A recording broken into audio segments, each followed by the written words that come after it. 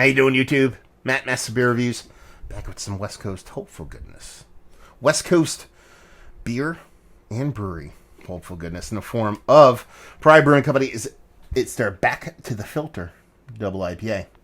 Hoverboards, thank you very much. We were promised those. We haven't gotten those yet. Get on that science. I know you can do your thing. And words. Look at all those words. I'm going to try to read through them. I'm going to butcher them, but I'm going to go as fast as I can, so hold on. We're just fast forward about a minute or so. It's Back to the Filter, Double IPA, Double India Pale Ale. And it says here, sometimes a call comes through, and you just know it's going to be a good one. In this particular instance, our good friend Brian Beagle was on the other end with a simple question. Hey, do you guys want to do a collab with me and Pat McElney? Naturally, we immediately said no, JK. Turned down an opportunity to get Mr. Beagle as well as the maverick mastermind behind Alpine Beer Company on our brew deck. That would be silly.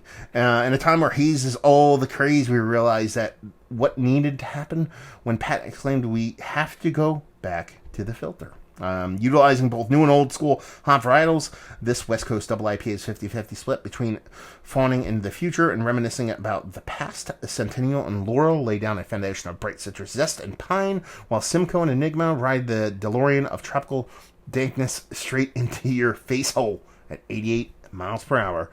Best paired with a company of those you respect. Yeah, I respect myself, so we're in good company. 7.7%. So we're talking about a West Coast IPA. Who the fuck would have thought that? As the name would suggest, it's going to be clear. And with a little bit of new school hoppiness thrown in there for good measure. So you got some King Shits to Fuck Mountains of West Coast hoppiness, along with some new school brothers going on. So I'm kind of excited. Look at that fucking shit. It's clear as fuck. Label-wise is awesome. Listen, Pariah knows how to pull at the heartstrings of yesteryears, whether it be, this, going back to the Back to the Future kind of hoverboard thing. They sent me another beer, which is like a mystery flavor, which is from the old kind of blow pops. And a lot of their kind of labels, they did the one where it looked like those cold coffee cups from the 80s. I get it. I dig it. Their shit's on lock as far as that beer goes. It's clear. Half of you people can shut the channel off now. It's clear. Means it's going to suck. Hot garbage. It looks like apple cider. And it looks like an index finger of lacy, delicious creaminess. It's weird because that super tight compact bubbles, once you get to the top layer, especially on my end of things, you can probably see it over there, it kind of switches up to this rocky kind of soapiness. So, yeah. Double IPA. Right? Double? 7.7. That's double. West Coastness. Yeah, that's piney resin, man. Piney resin on my nose. And it's not over the top. It's like a citrusy, piney resininess.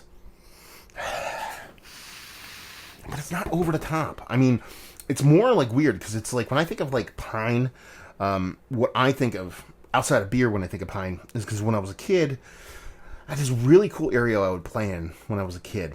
Because when I moved to Pennsylvania, we had this really great plot of land we lived on, and then there was like really kind of like heavy kind of deciduous trees, like leafy trees, for about only about 100 feet, and then it opened up in this big pine kind of area. It's like maybe a football field area of pines, but it was weird because they were so tightly grown that you had almost like it was like a stadium.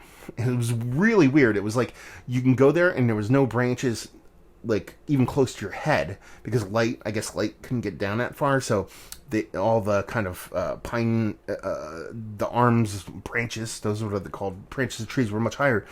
So I used to fuck around back there when I was a kid, playing around, all that kind of shit. So I used to get covered in like pine needles and sap and all that stuff. So when I think of those moments, I think of something really kind of resinous, really dankiness, almost like to the point where it's like, I don't want to say caustic, but it was like more harsh. This is coming off a little bit more kind of like food-like, a little bit more kind of brighter, a little bit more digestible, if you will. Something that isn't as caustic. So while it has a big pine component to it, and it has that piney resinous on lock, it smells more like something you would want to eat or drink, as opposed to just pine and sap. Never came off that way to me in general. So it smells great. It smells Westy all the way. Let's dive in. Cheers.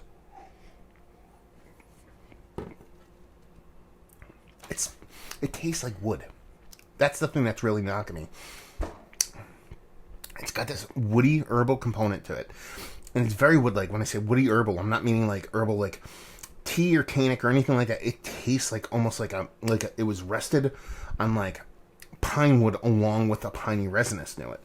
It's sweet. It's not overly sweet. Its mouthfeel's fantastic for what beer it wants to be. It's not fluffy or creamy or anything like that. There's no clouds involved here, but it has this nice density to it.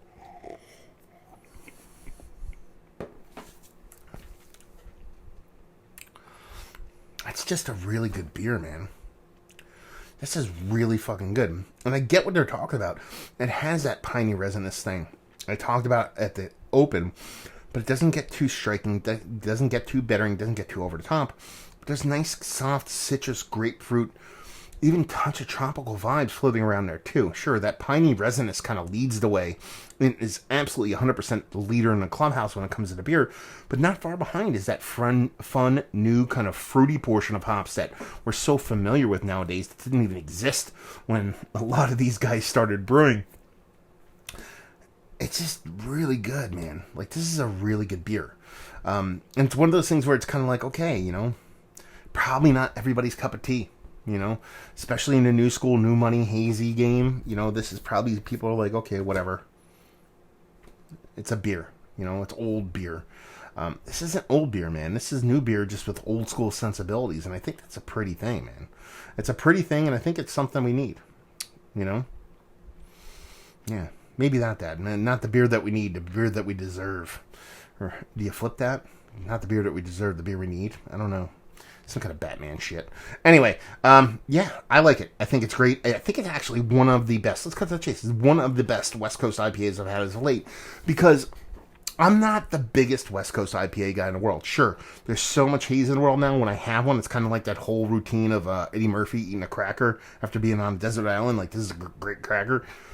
When I have West Coast IPA, when it's made well, I'm like, this is really good beer.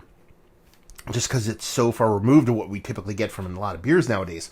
But this one just has enough, and it's West all the way. It's West Coast all the way. It has enough of that West Coast sensibility, with just the soft dollop of that new school hoppiness. Not new school haze, because some people are doing that West Coast hazy New England style IPA. It doesn't have the haziness. It doesn't have that residual sweetness. It doesn't have all those things going for it. It has that crispness, that drinkability, that vibrance of pininess, but at the same time doesn't get ahead of itself, doesn't get in its own way, and just ends up being a really tasty beer with kind of, you know, playing both sides of the game in a really fun way. So yeah, it's one of the better West Coast IPAs I've had as of late. Value and availability, no idea. I mean, I think the price stuff's like $20 a 4-pack. I think that's kind of standard fare when it comes to the West Coast beer, especially San Diego area. It leave you with, if you like what we like this. If you like old school, you'll like this. If you lived through the old school and you enjoy the new school, I think you would like this. If you are new school, like if you just gotten a beer over the past 5 to 8 years or something like that, and all you know is, you know, hazies and pastry stouts, I urge you to try this. I really do. But it might not be your game. But you should definitely try it, because all beers are worth trying, especially beers that are made this well. So there you go. Another review in the books. Hopefully you guys enjoyed it. Down there if you want to talk about it. Massive Beers. If you want to check me out doing the social media stuff, Beer Massive. If you want to check me out doing the whole podcasting thing. And hopefully you guys enjoyed the review. Hopefully enjoying a nice little West Coast IPA right now. And hope to see you next time. Cheers.